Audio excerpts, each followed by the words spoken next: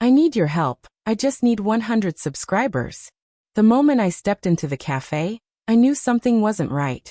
It wasn't the burnt smell of overbrewed coffee or the harsh buzz of the fluorescent lights overhead. It was her laugh, Melissa's laugh, ringing out too loud, too sharp, almost desperate. It didn't sound like her, not really. It sounded like someone trying to make sure the whole room heard. And then I saw her, my wife, sitting in a booth by the window with her friends, wine glasses half full, leaning too close to one another as if whispering secrets only they understood. It reminded me of high school cliques, that same biting, juvenile cruelty wrapped in smiles. Melissa's eyes landed on me instantly. But there was no softening, no warmth, no flicker of the love that used to be there. Instead, she smirked, tilted her head, and spoke in a voice deliberately loud enough for everyone nearby to catch. Actually, I was just telling the girls I'm done with this marriage. The words hit like a hammer. My chest tightened, my feet stalled mid-step. Her friends broke into a chorus of brittle laughter, sharp and hollow, as though they were playing their parts in a scene rehearsed in advance. There was nothing genuine about it. It was theater. And Melissa sat there, watching me, waiting, daring me to react. Maybe she wanted me to make a scene, to plead or grovel while her audience looked on. But I didn't give her that satisfaction. I let the silence stretch out until even her so-called friends began to fidget in their seats, their giggles faltering. Finally, I said calm and steady, "Done. Enjoy your freedom." The laughter stopped. Their eyes darted away. Melissa's smirk wavered, her wine glass trembling just slightly in her hand. She hadn't expected me to give her exactly what she claimed she wanted.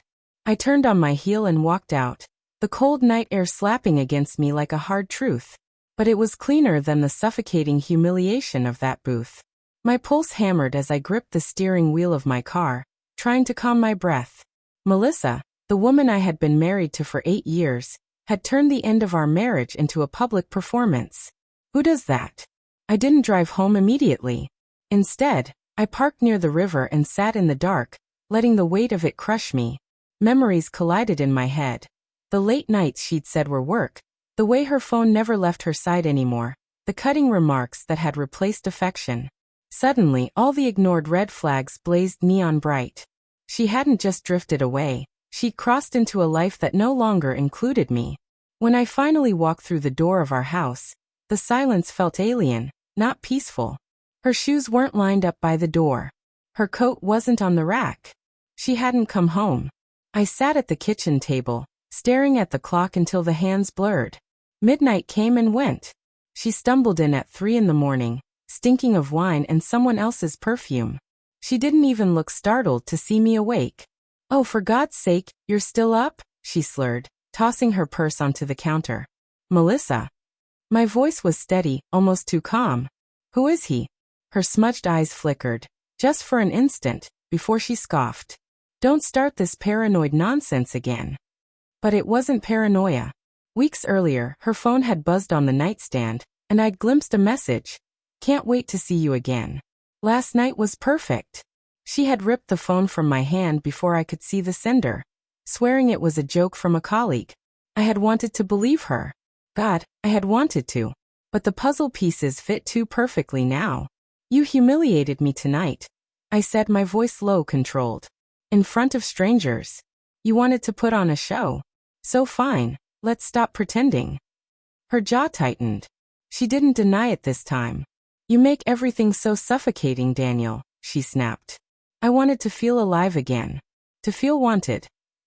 The words hit me harder than the public betrayal. I swallowed against the ache in my throat. "So you found someone else." Her silence was the loudest confirmation she could have given me. The next week blurred into cold silence, slammed doors, clipped exchanges. We moved through the house like two ghosts haunting the same space.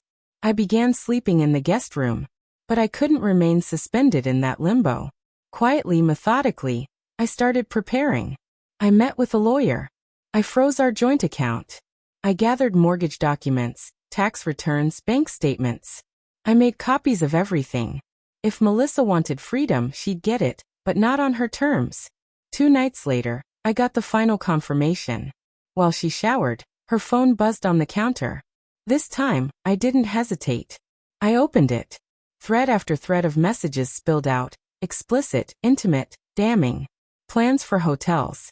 Confessions whispered in text about how she wished I would just let go already. Each word sliced deeper, my hands trembling as I scrolled. It made me sick.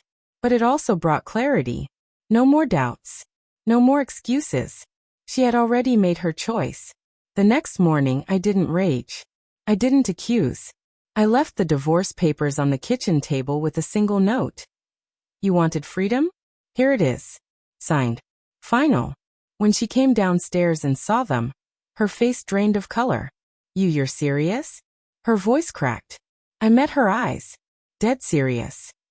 Her hands trembled as she reached for the papers. Daniel, wait. We don't have to. Don't you dare. My voice cut sharp.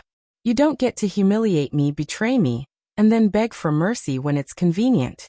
You staged our breakup in front of strangers, Melissa. You laughed while you ripped us apart. This, I gestured to the papers. This is the only dignity I have left. For the first time in months, her mask cracked. She looked small, frightened, no longer the smug woman in the cafe. But it didn't matter anymore. I turned and walked out, not looking back. The weeks that followed were brutal, but necessary. Divorce never comes easy. Her friends, once so eager to laugh at my expense, disappeared when things got hard.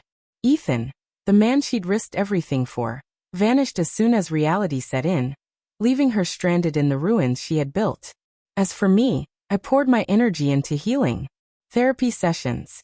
Long walks by the river. Reconnecting with old friends I had let slip away. Slowly, piece by piece, I felt myself returning to life. Months later, I passed by that same cafe. The booth by the window sat empty. No laughter, no stage play, no cruel audience. Just silence.